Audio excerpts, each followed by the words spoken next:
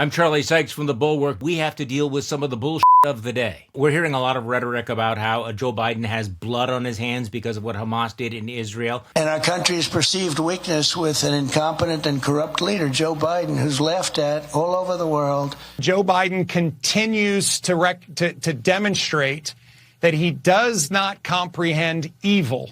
Dead Israelis and dead Americans, and it's Joe Biden's fault. Joe Biden has blood on his hands.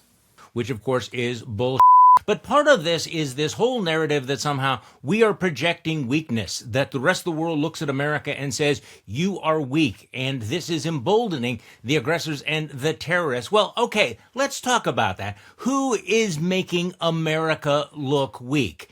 Republicans would like us to think that it's Joe Biden. Well, how about this guy? How about the fact that Tommy Tuberville from Alabama is continuing to hold up military promotions? How about the fact that other Republicans in the Senate are preventing the United States from having ambassadors in places like Israel, Egypt, Kuwait, Oman? This is not Joe Biden. This is Republicans in the United States Senate.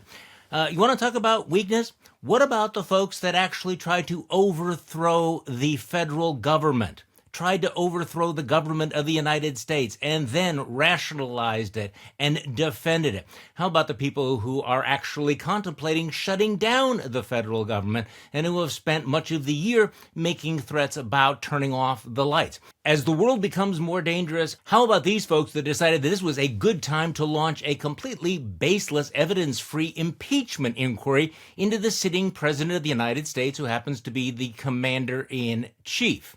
You want to talk weakness? How about this guy, Rand Paul, who has been trying to block our support for the Iron Dome for Israel? And of course, there is the speaker chaos. Again, as the world is burning, what did Republicans do? They decided to vacate the chair.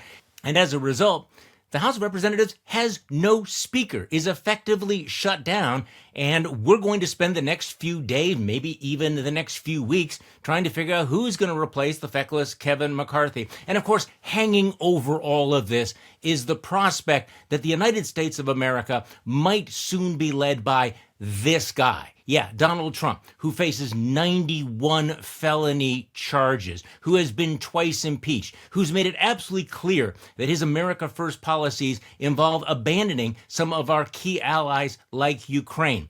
And the rest of the world is watching as this man, who is the leading Republican candidate for president of the United States, to be the next commander-in-chief of the United States, spent the weekend talking about this. Thinks he looks good in a bathing suit, right?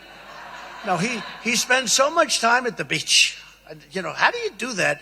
And, you know, I have a much better body than him. Yeah, imagine what the rest of the world thinks about the possibility that this guy may soon be the leader of the free world.